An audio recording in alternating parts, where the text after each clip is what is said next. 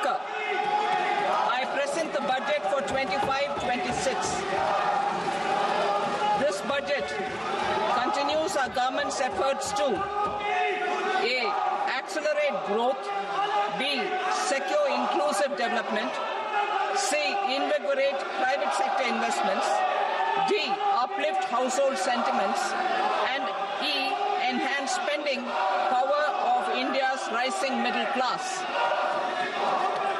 Together, we embark on a journey to unlock our nation's tremendous potential for greater prosperity and global positioning under the leadership of Honorable Prime Minister Shri Narendra Modi. As we complete the first quarter of the 21st century, continuing geopolitical headwinds suggest lower global economic growth over the medium term. However, our aspiration for a Vikasit Bharat inspires us, and the transformative work we have done during our government's first 2 terms guides us to march forward resolutely. Our economy is the fastest growing among all major economies. Our development track record for the past 10 years and structural reforms have drawn global attention. Confidence in India's capability and potential has only grown in this period. We see the next 5 years as a unique opportunity to realize Sabka Vikas, stimulating balanced growth of all regions. The great Telugu poet and playwright Gurujada Apparao had said, "Deshamante matti kadoy, deshamante manushuloy," meaning a country is not just its soil, a country is its people. In line with this, for us, Vikasit Bharat encompasses zero poverty, 100% quality good school education, access to high quality, affordable and comprehensive health care, 100% skilled labor with meaningful employment, 70% women in economic activities, and farmers making our country the food basket of the world. In this budget, the proposed development measures span 10 broad areas, focusing on Garib, Youth, Annadata, and Nari, spurring agricultural growth and productivity, building rural prosperity and resilience, taking everyone together on an inclusive growth path, boosting manufacturing and furthering Make in India, supporting MSMEs, enabling employment-led development, investing in people, economy, and innovation, securing energy supplies, promoting exports, and nurturing innovation. For this journey of development, our 4 powerful engines are agriculture, MSME, investments, and exports. The fuel, our reforms, our guiding spirit, inclusivity, and the destination, Vikasit Bharat. This budget aims to initiate transformative reforms across 6 domains. During the first 5 years, these will augment our growth potential and global competitiveness. The domains are taxation, power sector, urban development, mining, financial sector, and regulatory reforms. Agriculture as the first engine. Now I move to specific proposals, beginning with agriculture as the first engine.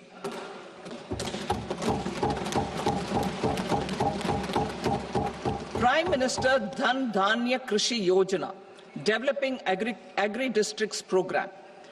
Motivated by the success of the aspirational district program, our government will undertake a Prime Minister Dhan Dhanya Krishi Yojana in partnership with states. Through the convergence of existing schemes and specialized measures, the program will cover 100 districts with low productivity, moderate crop intensity, and below average credit parameters. It aims to 1. Enhance agricultural productivity, 2. Adopt crop diversification and sustainable agricultural practices, 3. augment post-harvest storage at the panchayat and block level. 4, improve irrigation facilities. And 5, facilitate availability of long-term and short-term credit. This program is likely to help 1.7 crore farmers. Building rural prosperity and resilience. A comprehensive multi-sectoral rural prosperity and resilience program will be launched in partnership with the states. This will address underemployment in agriculture through skilling, investment, technology, and invigorating the rural economy. The goal is to generate ample opportunities in rural areas so that migration is an option but not a necessity. The program will focus on rural women, young farmers, rural youth, marginal and small farmers, and landless families. The details are in Annexure A. Domestic best practices will be incorporated, and appropriate technical and financial assistance will be sought from multilateral development banks. In Phase 1, 100 developing agri-districts will be covered. Atmanirbharta in pulses. Our government is implementing the National Mission for Edible Oilseed for achieving Atmanirbharta in edible oils. Our farmers have the capability to grow enough for our needs and more. 10 years ago, we made concerted efforts and succeeded in achieving near self-sufficiency in pulses. Farmers responded to the need by increasing the cultivated area by 50%, and government arranged for procurement and remunerative prices. Since then, with rising incomes and better affordability, our consumption of pulses has increased significantly. Our government will now launch a 6-year mission for Atmanirbharta in pulses with a special focus on Tuar, Urad and Masoor. Details are in Annexure B. Central agencies such as NAFED and NCCF will be ready to procure these 3 pulses as much as offered during the next 4 years from farmers who register with these agencies and enter into agreements. Comprehensive program for vegetables and fruits. It is encouraging that our people are increasingly becoming aware of their nutritional needs.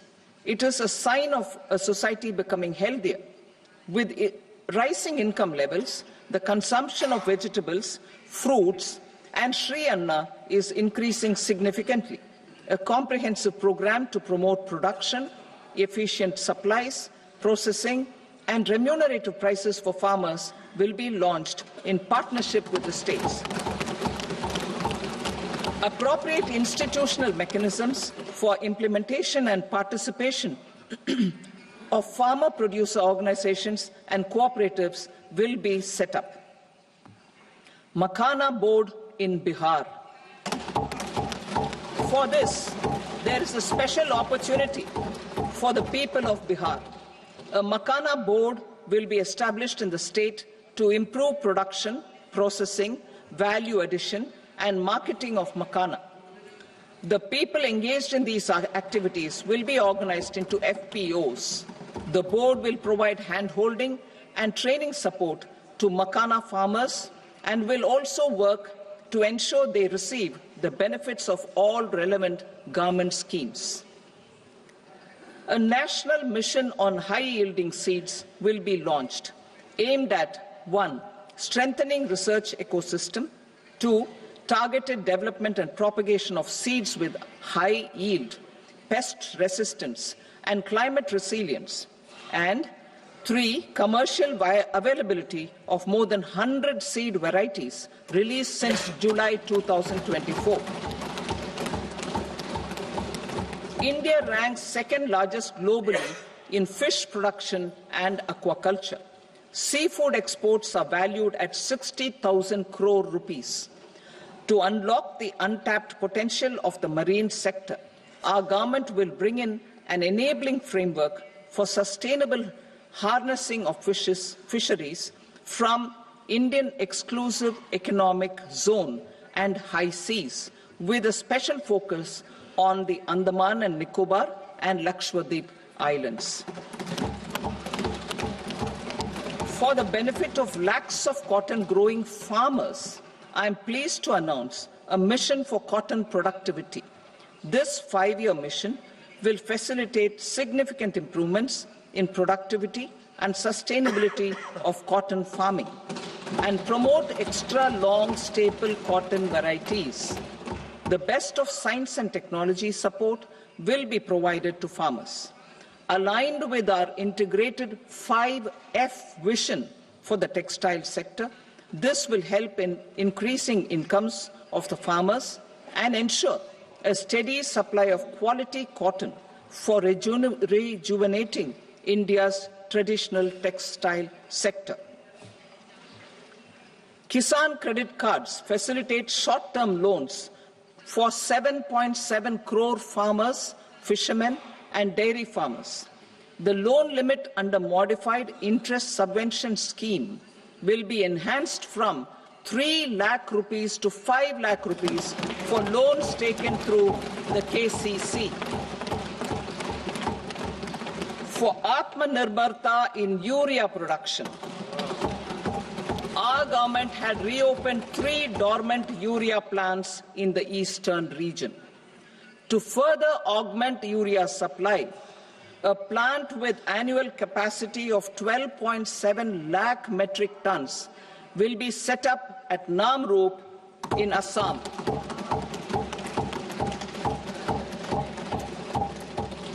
India Post, with 1.5 lakh rural post offices, complemented by the India Post Payment Bank and a vast network of 2.4 lakh Dak Sevaks, will be repositioned to act as a catalyst for the rural economy. Details are at Annexure C. India Post will also be transformed as a large public logistics organization. This will meet the rising needs of Vishwakarmas, new entrepreneurs, women, self-help groups, MSMEs, and the large business organizations. Our government will provide support to NCDC for its lending operations for the cooperative sector. MSMEs as the second engine. Now I move to MSMEs as the second engine, which encompasses manufacturing and services with a focus on MSMEs numbering 5.7 crores. Currently, over 1 crore registered MSMEs, employing 7.5 crore people and generating 36% of our manufacturing, have come together to position India as a global manufacturing hub. With their quality products, these MSMEs are responsible for 45% of our exports. To help them achieve higher efficiencies of scale, technological upgradation, and better access to capital, the investment and turnover limits for classification of all MSMEs will be enhanced to 2.5 and 2 times respectively.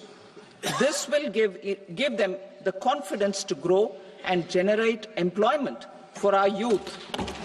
The details are given in Annexure D. To improve access to credit, the credit guarantee cover will be enhanced. First, for micro and small enterprises from 5 crore to 10 crore rupees, leading to additional credit of 1.5 lakh crores in the next 5 years. Second, for startups from 10 crore rupees to 20 crore rupees, with the guarantee fee being moderated to 1% for loans in 27 focus sectors which are important for Atmanirbhar Bharat. And for well-run exporter MSMEs, for term loans up to 20 crore rupees. Also for the micro enterprises, we will introduce customized credit cards with a 5 lakh rupee limit for micro enterprises registered on Udyam portal. In the first year, 10 lakh such cards will be issued. Fund of funds for startups. The alternate investment fund, AIFs, for startups have received commitments of more than 91,000 crores rupees. These are supported by the fund of funds set up with the Government of India's contribution of 10,000 crore rupees. Now, a new fund of funds with expanded scope and a fresh contribution of another 10,000 crore rupees will be set up. A new scheme will be launched for 5 lakh women, scheduled castes and scheduled tribes, first-time entrepreneurs. This will provide term loans up to 2 crore rupees during the next 5 years. The scheme will incorporate lessons from the successful Stand Up India scheme. Online capacity building for entrepreneurship and managerial skills will also be organized. Measures for labor-intensive sectors. To promote employment and entrepreneurship opportunities in labor-intensive sectors, our government will undertake specific policy and facilitation measures. To enhance the productivity, quality, and competitiveness of India's footwear and leather sector, a focused product scheme will be implemented. The scheme will support design capacity, component manufacturing, and machinery required for production of non-leather quality footwear, besides the support for leather footwear and products.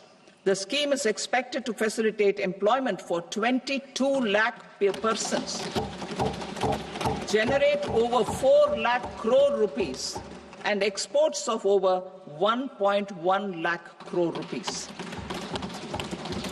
Measures for the toys sector. Building on the National Action Plan for Toys, we will implement a scheme to make India a global hub for toys. The scheme will focus on development of clusters, skills, and a manufacturing ecosystem that will create high-quality, unique, innovative, and sustainable toys that will represent the Made in India brand. Support for food processing. In line with our commitment towards Purvodaya, we will establish a National Institute of Food Technology, Entrepreneurship and Management in Bihar. The institute will provide a strong fillip to food processing activities in the entire eastern region. This will result in 1. Enhanced income for the farmers through value addition to their produce, and 2. Skilling entrepreneurship and employment opportunities for the youth. Manufacturing mission, furthering Make in India. Our government will set up a national manufacturing mission covering small, medium and large industries for furthering Make in India by providing policy support, execution roadmaps, governance and monitoring framework for central ministries and states. Details are in Annexure E. Given our commitment to climate-friendly development, the mission will also support clean tech manufacturing. This will aim to improve domestic value addition and build our ecosystem for solar PV cells, EV batteries, motors and controllers, electrolyzers, wind turbines, very high voltage transmission equipment and grid-scale batteries. Investment as the third engine. Now I move to investment as the third engine, which encompasses investing in people, investing in the economy, and investing in innovation. Investing in people. Saksham Anganwadi and Poshan 2.0. Saksham Anganwadi and Poshan 2.0 program provides nutritional support to more than 8 crore children. 1 crore pregnant women and lactating mothers all over the country, and about 20 lakh adolescent girls in aspirational districts and the Northeast region. The cost norms for these nutritional support will be enhanced appropriately. Atal Tinkering Labs.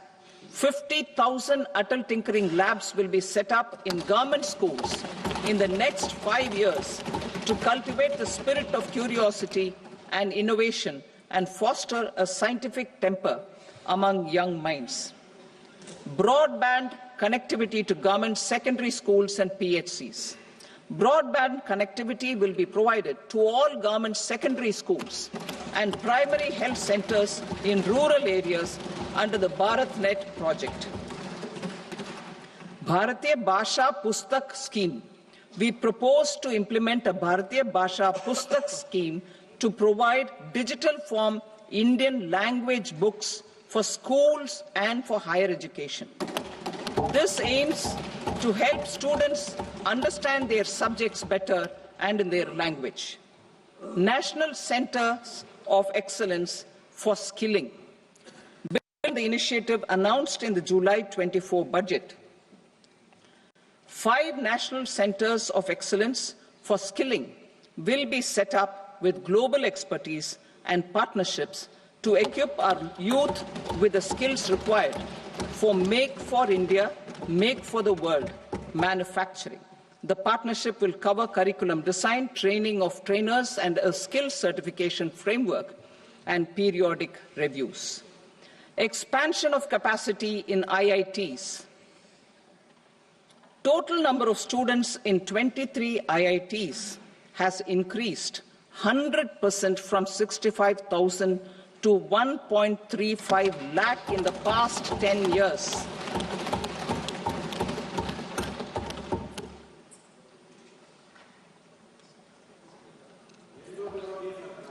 Additional infrastructure will be created in the 5 IITs started after 2014 to facilitate education for 6,500 more students. Hostel and other infrastructure capacity at IIT Patna will also be expanded.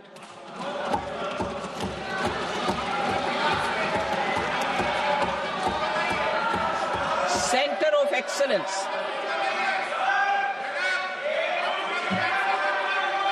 Center of Excellence in AI for Education. I had announced 3 centers of excellence in artificial intelligence for agriculture, health, and sustainable cities in 2023. Now a center of excellence in artificial intelligence for education will be set up with a total outlay of 500 crores. Expansion of medical education. Our government has added almost 1.1 lakh undergraduate and postgraduate medical education seats in 10 years, an increase of 130%. In the next year, 10,000 additional seats will be added in medical colleges and hospitals towards the goal of adding 75,000 seats in the next 5 years. Daycare cancer centers in all district hospitals. Our government will facilitate setting up of daycare cancer centers in all district hospitals in the next 3 years. 200 centers will be established in 25-26 itself. Strengthening urban livelihoods. Our government has been giving priority to assisting urban poor and vulnerable groups. A scheme for socio-economic upliftment of urban workers will be implemented to help them improve their incomes, have sustainable livelihoods, and a better quality of life. PM Swanidhi scheme has benefited more than 68 lakh street vendors, giving them respite from high-interest informal sector loans. Building on this success, the scheme will be revamped with enhanced loans from banks, UPI-linked credit cards with 30,000 rupees limit, and capacity building support. Social Security scheme for welfare of online platform workers. Gig workers of online platforms provide dynamism to the new age services economy. Recognizing their contribution, our government will arrange for their identity cards and registration on the e-Shram portal. They will be provided healthcare under PM Jan Arogya Yojana. This measure is likely to assist nearly 1 crore gig workers.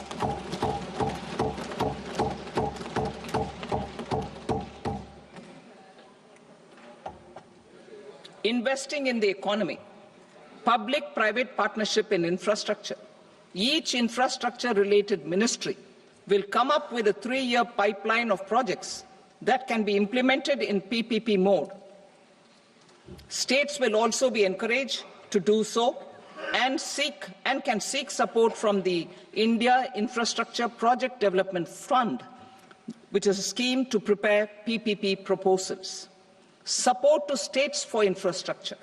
An outlay of 1.5 lakh crore is proposed for the 50-year interest-free loans to states for capital expenditure and incentives for reforms. Building on the success of the first asset monetization plan announced in 2021, the second plan for 2025 to 30 will be launched to plough back capital of 10 lakh crore in new projects. Regulatory and fiscal measures will be fine-tuned to support the plan. Jal Jeevan Mission. Since 2019, 15 crore households, representing 80% of India's rural population, have been provided access to portable tap water connections. To achieve 100% coverage, I am pleased to announce the extension of this mission until 2028 with an enhanced total outlay. The mission's focus will be on the quality of infrastructure and O&M of rural piped water supply schemes through Jan Bhagidari. A separate MOU or separate MOUs will be signed with the states and union territories to ensure sustainability and citizen-centric water services delivery. Urban sector reforms. Building on the July budget proposals, urban sector reforms related to governance, municipal services, urban land and planning will be incentivized. Urban Challenge Fund. The government will set up an Urban Challenge Fund of 1 lakh crore rupees to implement the proposals for cities as growth hubs, creative redevelopment of cities, and for water and sanitation purposes announced in the July budget. This fund will finance up to 25% of the cost of bankable projects, with a stipulation that at least 50% of the cost is funded from bonds, bank loans and PPPs. An allocation of 10,000 crore is proposed in 2025-26. Power sector reforms.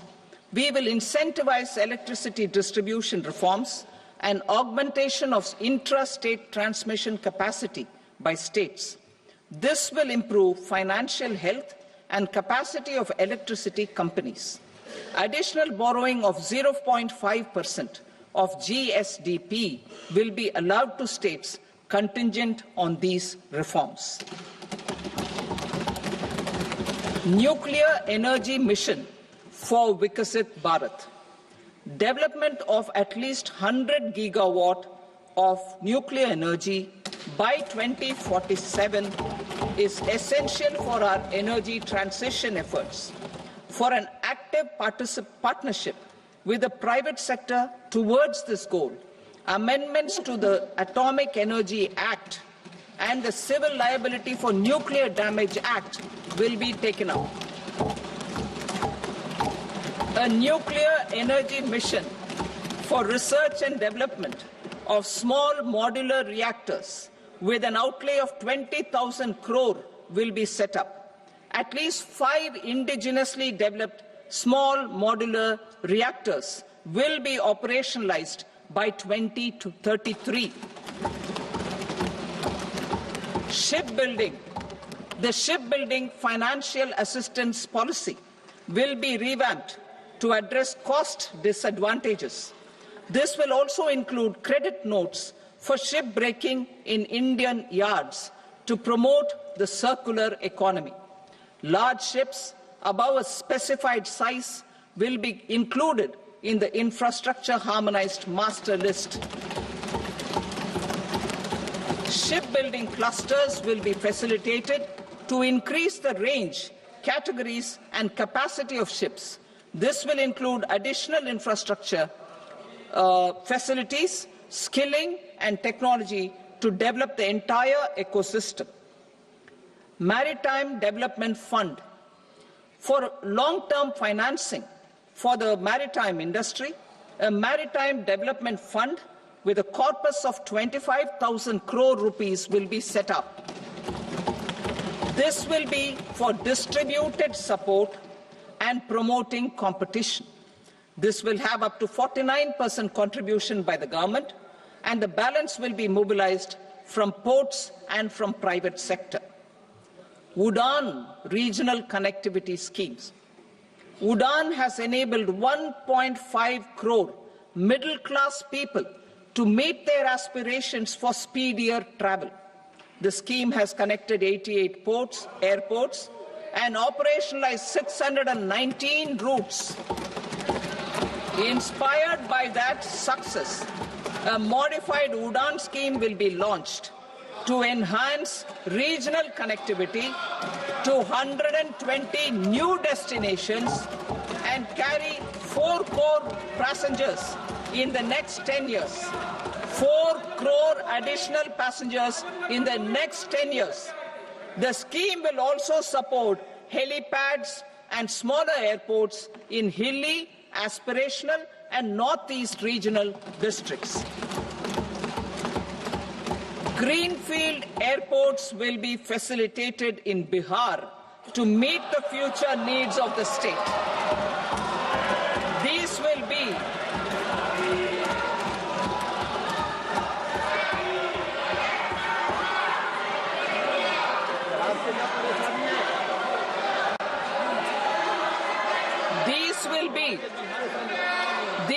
be in addition to the expansion of the capacity of Patna Airport and a brownfield airport in Beta.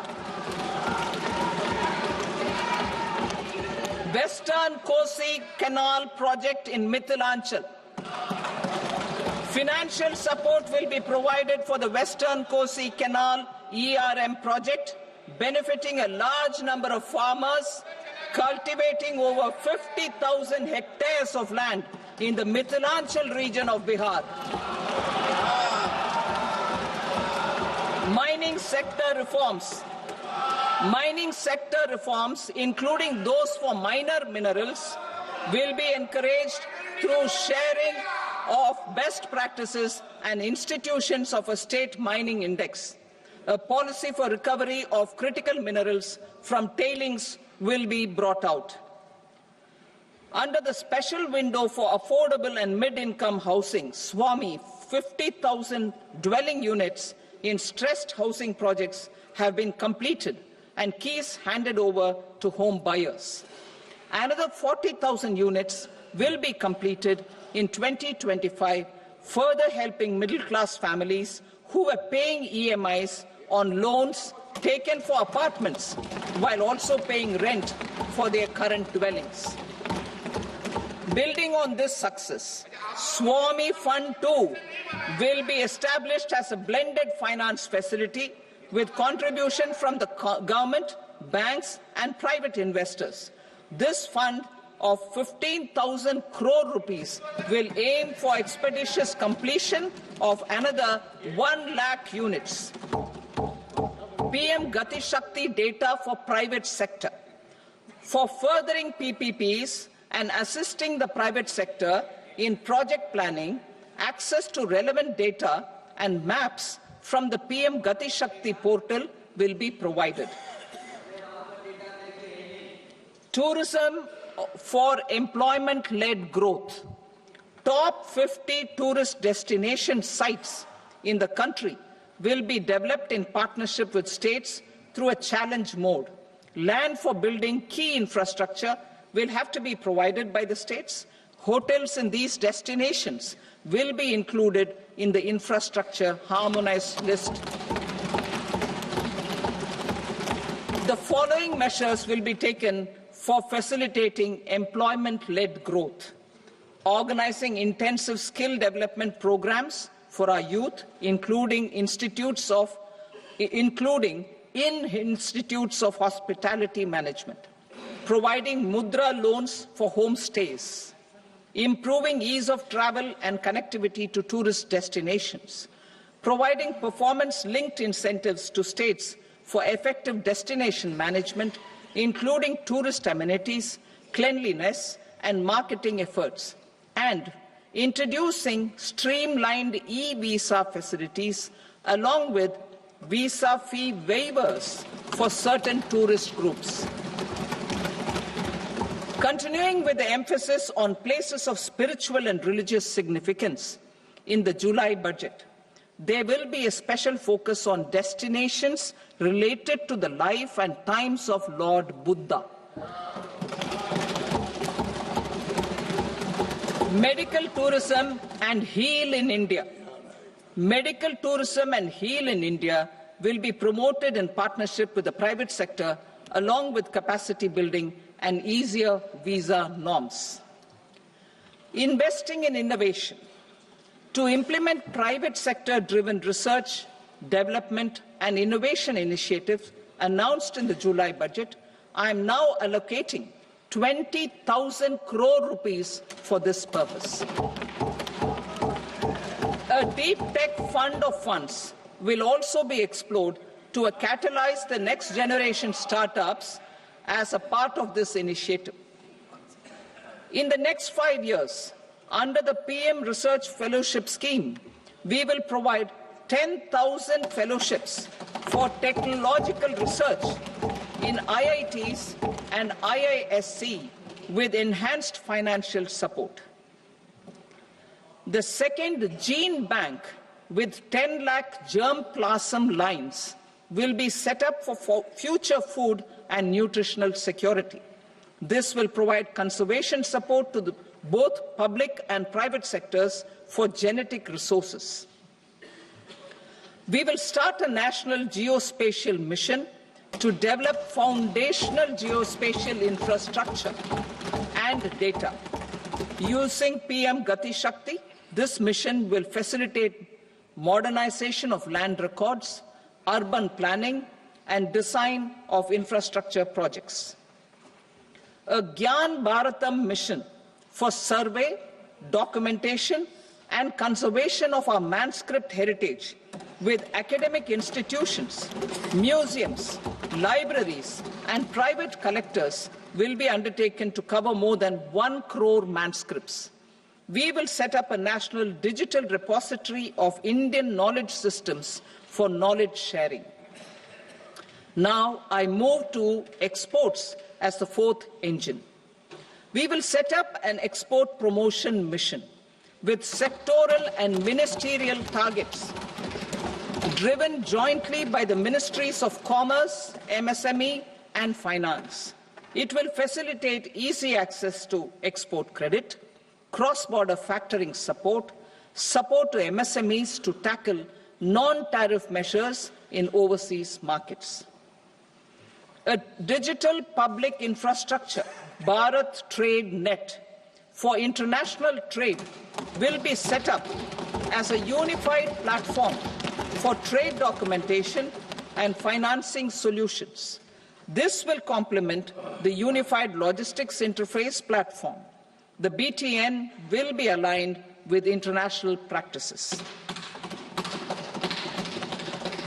Support will be provided to develop domestic manufacturing capacities for our economy's integration with global supply chains. Sectors will be identified based on objective criteria. Facilitation groups with participation of senior officers and industry representatives will be formed for select products and supply chains. Through this, there are huge opportunities related to Industry 4.0, which needs high skills and talent. Our youth have both. Our government will support the domestic electronic equipment industry to leverage this opportunity for the benefit of our youth. A national framework will be formulated as guidance to states for promoting global capability centers in emerging Tier 2 cities. This will suggest measures for enhancing availability of talent and infrastructure, building bylaw reforms, and mechanisms for collaboration with industry. Our government will facilitate upgradation of infrastructure and warehousing for air cargo, including high-value perishable horticultural produce. Cargo screening and customs protocol will be streamlined and made user-friendly. Reforms as the fuel. Over the past 10 years, our government has implemented several reforms for convenience of taxpayers, such as faceless assessment, 2, taxpayer charter, 3, faster returns, 4, almost 99% returns being on self-assessment, and 5, Vivad Se Vishwas scheme.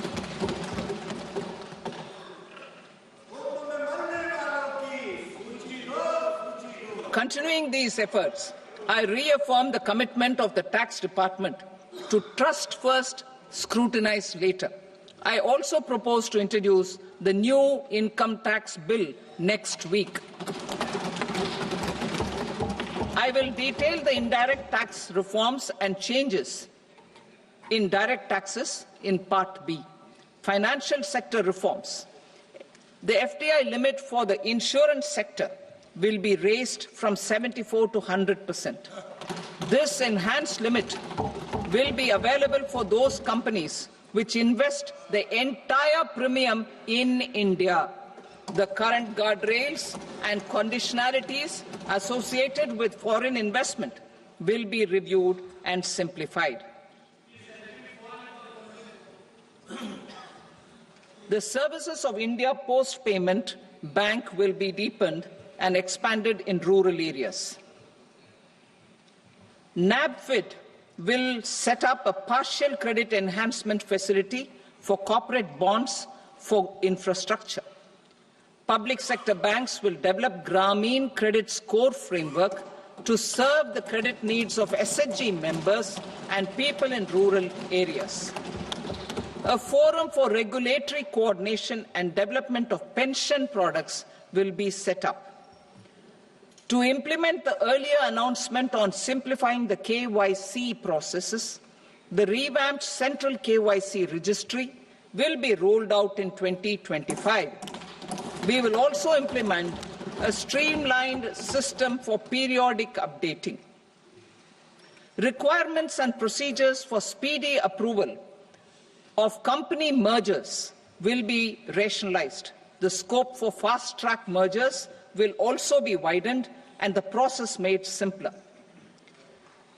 As proposed in the interim budget, we signed bilateral investment treaties with 2 countries in 2024 to encourage sustained foreign investment, and in the spirit of First Develop India, the current model BIT will be revamped and made more investor-friendly. In the last 10 years, in several aspects, including financial and non-financial, our government has demonstrated a steadfast commitment to ease of doing business. We are determined to ensure that our regulations must keep up with technological innovations and global policy developments. A light-touch regulatory framework based on principles and trust will unleash productivity and employment. Through this framework, we will update regulations that were made under old laws. To develop this modern, flexible, people-friendly, and trust-based regulatory framework appropriate for the 21st century, I propose 4 specific measures. A high-level committee for regulatory reforms will be set up for a review of all non-financial sector regulations, certifications, licenses, and permissions. The committee will be expected to make recommendations within a year. The objective is to strengthen trust-based economic governance and take transformational measures to enhance ease of doing business, especially in matters of inspection and compliances. States will be encouraged to join in this endeavour. An investment friendliness index of states will be launched in 2025 to further the spirit of competitive, cooperative federalism.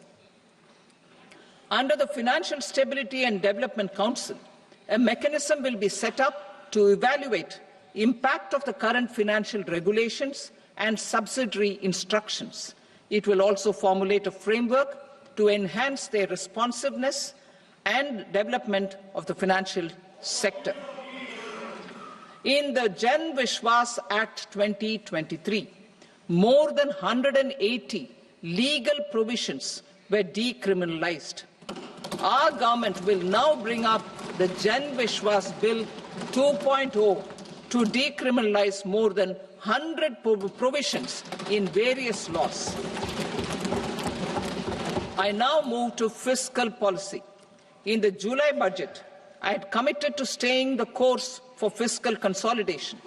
Our endeavour will be to keep the fiscal deficit each year such that central government debt remains on a declining path as a percentage of the GDP. The roadmap for the next 6 years has been detailed in the FRBM statement. Revised estimates for 2024-25. The revised estimate of the total receipts other than borrowings is 31.47 lakh crore rupees, of which the net tax receipts are 25.57 lakh crore rupees. The revised estimate of the total expenditure is 47.16 lakh crore rupees, of which the capital expenditure is about 10.18 lakh crore rupees.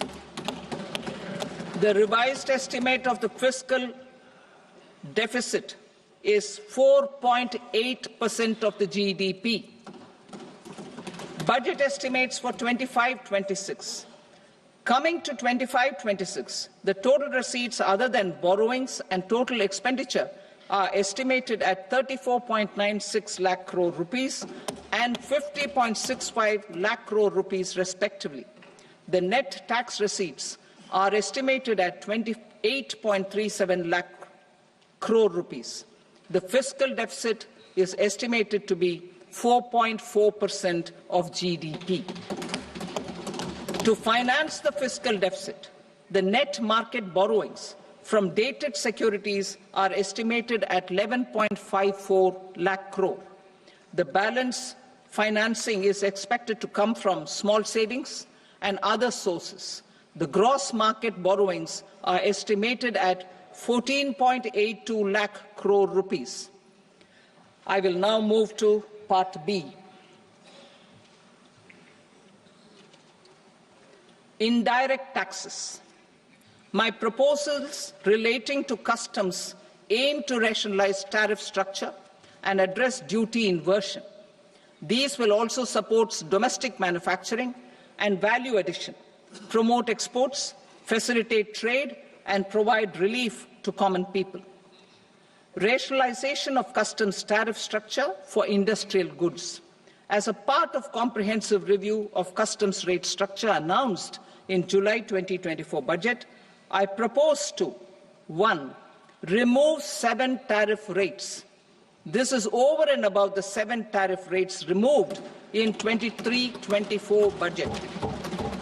After this,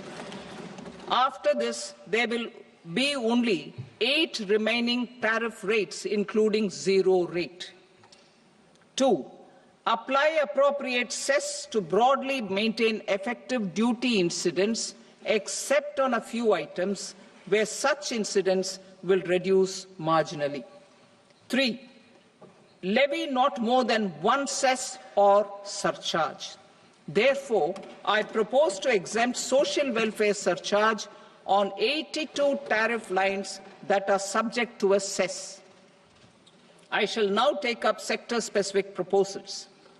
To provide relief to patients, particularly those suffering from cancer, rare diseases, and other severe chronic diseases, I propose to add 36 life-saving drugs and medicines to the list of medicines fully exempted from basic custom duty.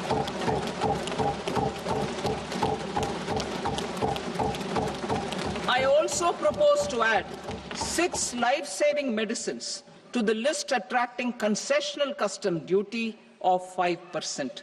Full exemption and concessional duty will also respectively apply on the bulk drugs for manufacture of the above.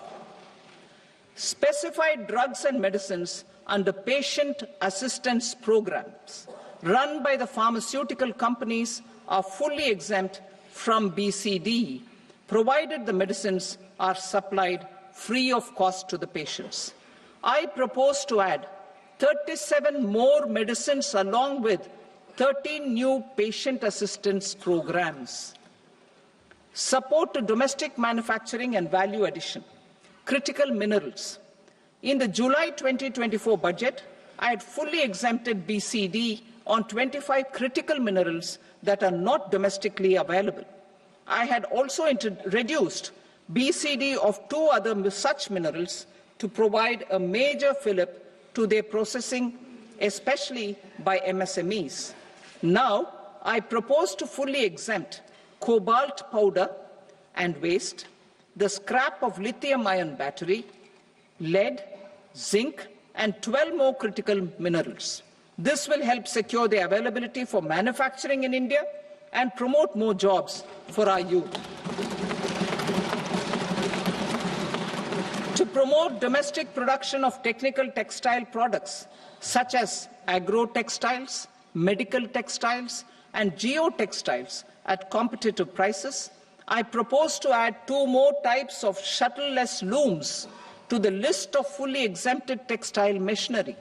I also propose to revise the BCD rate on knitted fabrics covered by 9 tariff lines from 10 or 20 to 20% or 115 rupees per kg, whichever is higher.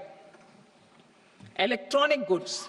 In line with our Make in India policy and to rectify inverted duty structure, I propose to increase the BCD on interactive flat panel display from 10% to 20% and reduce the BCD to 5% on open cell and other components.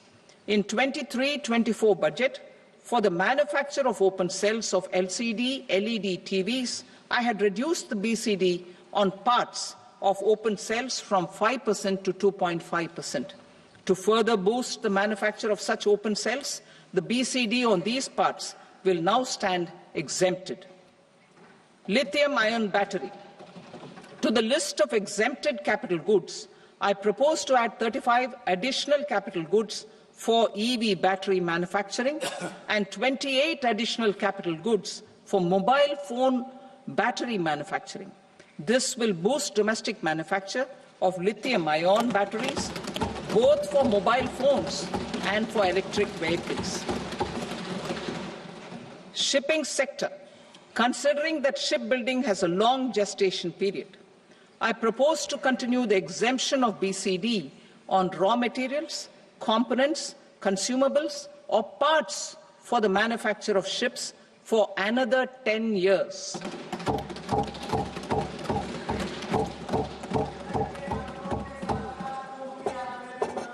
I also propose the same dispensation for shipbreaking to make it more competitive. Telecommunication. To prevent classification disputes, I propose to reduce the BCD from 20% to 10% on carrier-grade Ethernet switches to make it at par with non-carrier-grade Ethernet switches. Export promotion. To facilitate exports of handicrafts, I propose to extend the time period for export from 6 months to 1 year, further extendable by another 3 months if required. I also propose to add 9 items to the list of duty-free inputs. Leather sector. I propose to fully exempt BCD on wet blue leather to facilitate imports for domestic value addition and employment. I also propose to exempt crust leather from 20% export duty to facilitate exports by small tanners. Marine products. To enhance India's competitiveness in the global seafood market, I propose to reduce BCD from 30% to 5% on frozen fish paste, surimi, for manufacture and export of its analog products. I also propose to reduce BCD from 15% to 5% on fish hydrolysates for manufacture of fish and shrimp feed.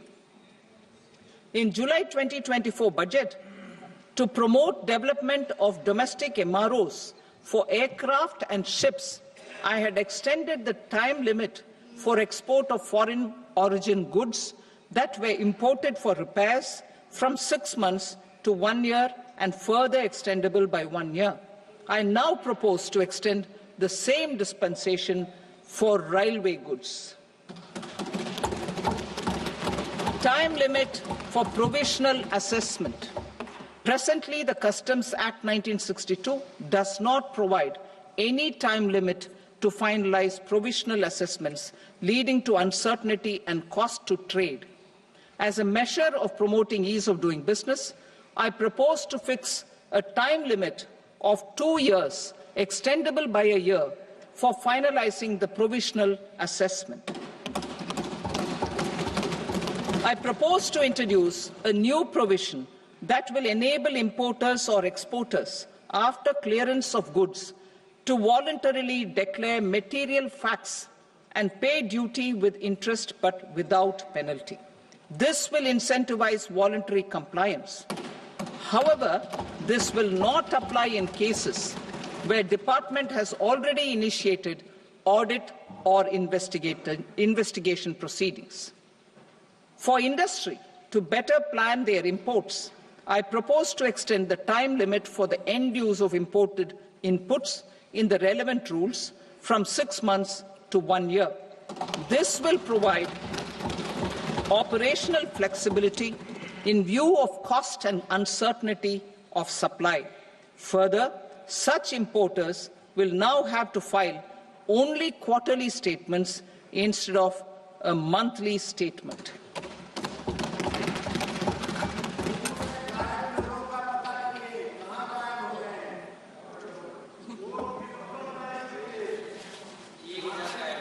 I now come to my direct tax proposals. In Part A, I have briefly underlined taxation reforms as one of key reforms to realize our vision of Vikasit Bharat. In respect of criminal law, our government had earlier ushered in Bharatiya Nyaya Sanhita, replacing Bharatiya Danda Sanhita. I am happy to inform this August House and the country that for new income tax bill will carry forward the same spirit of Nyaya in its drafting as well.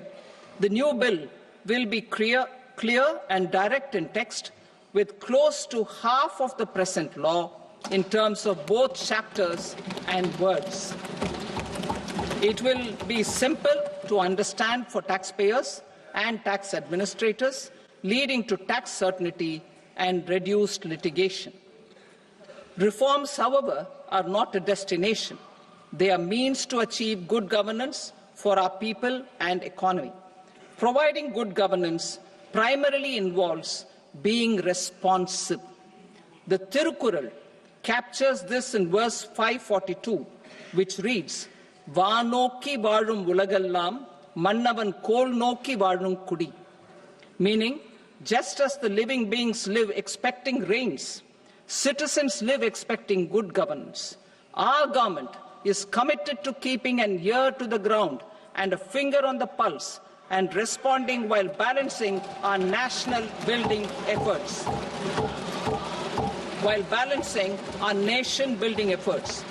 The following measures will detail just how our government will, under the guidance of PM Modi, has taken steps to understand and address. I repeat that sentence, sir. The following measures will detail just how our government, under the guidance of PM Modi, has taken steps to understand and address the needs voiced by our citizens. My tax proposals are guided by this spirit. The objectives of my proposals are as follows. Personal income tax reforms with special focus on middle class. Rationalization of TDS and TCS for easing difficulties. Encouraging voluntary compliance. Reducing compliance burden. Ease of doing business, employment and investment. I will come to my proposal on personal income tax towards the end. TDS and TCS, rationalization for easing difficulties. I propose to rationalize tax deduction at source, TDS, by reducing the number of rates and thresholds above which TDS is deducted. Further, threshold amounts for tax deduction will be increased for better clarity and uniformity. The limit for tax deduction on interest for senior citizens is being doubled from the present 50,000 rupees to 1 lakh rupees. Similarly, the annual limit of 2.40 lakh rupees for TDS on rent is being increased to 6 lakh rupees. This will reduce the number of transactions liable to TDS, thus benefiting small taxpayers receiving small payments. The threshold to collect tax at source, the TCS, on remittances under RBI's liberalized remittance scheme, the LRS, is proposed to be increased from 7 lakh to 10 lakhs. I also propose to remove TCS on remittances for education purposes, where such remittances is out of a loan taken from a specified financial institution. Both TDS and TCS are being applied on any transaction related to sale of goods. To prevent such compliance difficulties, I propose to omit the TCS. I also propose that the provisions of the higher TDS deduction will now apply only in non-PAN cases. In July 2024, the delay for payment of TDS up to the due date of filing statement was decriminalized. I propose to provide the same relaxation to TCS provisions as well.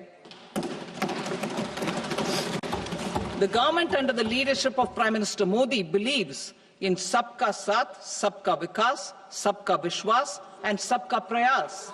In line with this, we brought in updated return facility in 2022 for voluntary compliance by taxpayers who had omitted to report their correct income. Our trust in taxpayers was proved right. Nearly 90 lakh taxpayers voluntarily updated their incomes by paying additional tax. Taking this trust further, I now propose to extend the time limit to file updated returns for any assessment year from the current limit of 2 years to 4 years. I propose to reduce the compliance burden for small charitable trusts and institutions by increasing their period of registration from 5 years to 10 years. It is also proposed that disproportionate consequences do not arise for minor defaults, such as incomplete applications filed by charitable entities. Presently, taxpayers can claim the annual value of self-occupied properties as nil only on the fulfillment of certain conditions. Considering the difficulties faced by taxpayers, it is proposed to allow the benefit of 2 such self-occupied properties without any condition. To streamline the process of transfer pricing and to provide an alternative to yearly examination, I propose to introduce a scheme for determining arm's length price of international transaction for a block period of 3 years. This will be in line with global best practices.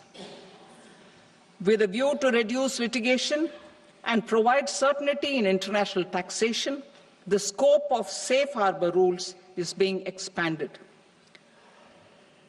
A number of senior and very senior citizens have very old national savings schemes accounts. As interest is no longer payable on such accounts, I propose to exempt withdrawals made from NSS by individuals on or after 29th August 2024. I am also proposing to allow similar treatment to NPS Vatsalya accounts as is available to normal NPS accounts subject to overall limits. In my speech in July 2024, I had promised that all processes, including giving effect to appellate orders, shall be digitalized and made paperless over the next 2 years. So I'm happy to announce that digitalization is being made operational now. In July 2024, we brought in the Vivad Se Vishwas scheme to resolve income tax disputes pending in appeal. The scheme has received a great response, with nearly 33,000 taxpayers having availed of the scheme to settle their disputes. I have a few proposals to promote investment and employment. It is proposed to provide a presumptive taxation regime for non-residents who provide services to a resident company that is establishing or operating an electronics manufacturing facility. I further propose to introduce a safe harbor for tax certainty for non-residents who store components for supply to specified electronics manufacturing units. Presently, the tonnage tax scheme is available only to sea-going ships. The benefits of existing tonnage tax scheme are proposed to be extended to inland vessels registered under the Indian Vessels Act 2021 to promote inland water transport in the country. Extension for incorporation of startups. We continue to support the Indian startup ecosystem. I propose to extend the period of incorporation by 5 years to allow the benefit available to startups which are incorporated before 1/4/2030. In order to attract and promote additional activities in the IFSC, I am inter alia proposing specific benefits to ship leasing units, insurance offices, and treasury centers of global companies which are set up in IFSC. Further, to claim benefits, the cut-off date for commencement in IFSC has also been extended by 5 years to 31/3/2030. Category 1 and Category 2 AIFs are undertaking investments in infrastructure and other such sectors. I propose to provide certainty of taxation to these entities on the gains from securities, to promote funding from sovereign wealth funds and pension funds to the infrastructure sector. I propose to extend the date of making an investment by 5 more years up to 31st March 2030.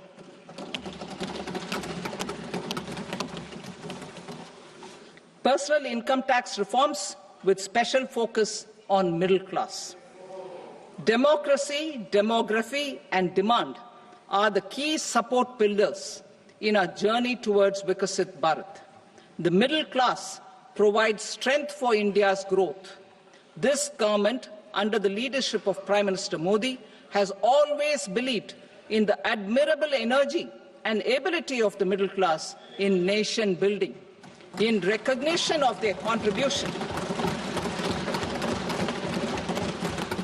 In recognition of their contribution, we have periodically reduced their tax burden. Right after 2014, the nil tax slab was raised to 2.5 lakhs of rupees, which was further raised to 5 lakh rupees in 2019 and to 7 lakh rupees in 2023. This is reflective of our government's trust on the middle-class taxpayers. I am now happy to announce that there will be no income tax payable up to income of 12 lakh rupees.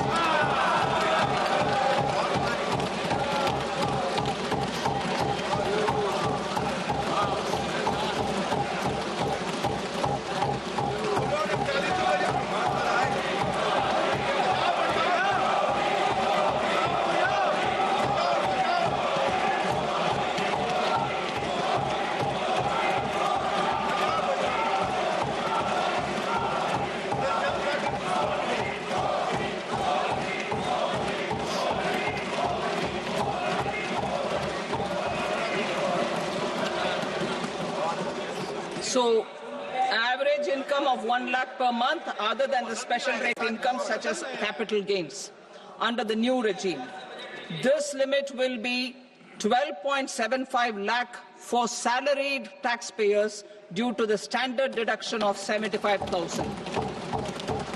Slabs and rates are being changed across the board to benefit all taxpayers. The new structure will substantially reduce the taxes of the middle class and leave more money in their hands, boosting household consumption, savings and investment. In the new tax regime, I propose to revise tax rate structures as follows. 0 to 4 lakh rupees nil, 4.8 lakh rupees to 4 to 8 lakh rupees 5%, 8 to 12 lakh rupees 10%, 12 to 16 lakh rupees 15%, 16 to 20 lakh rupees 20%, 20 to 24 lakh rupees 25%, and above 24 lakh rupees 30%. To taxpayers up to 12 lakh of normal income other than special rate income such as capital gains. I read that again. To taxpayers up to 12 lakh of income other than special rate income such as capital gains, tax rebate is being provided in addition to the benefit due to slab rate reduction in such a manner that there is no tax payable by them. The total tax benefit of slab rate changes and rebate at different income levels can be illustrated with a few examples. A taxpayer in the new regime with an income of 12 lakh rupees will get a benefit of 80,000 rupees in tax, which is 100% of tax payable as per the existing rates. A person having income of 18 lakh rupees will get a benefit of 70,000 rupees in tax, that is 30% of tax payable as per existing rates. A person with an income of 25 lakh gets a benefit of 1,10,000 rupees, that is 25% of his tax payable as per existing rates. Details of my tax proposals are given in the annexure. As a result of these proposals, Honourable Speaker, sir, revenue of about 1 lakh crore in direct taxes and 2,600 crores in indirect taxes will be foregone. Mr. Speaker, sir, with this, I commend the budget to this august House.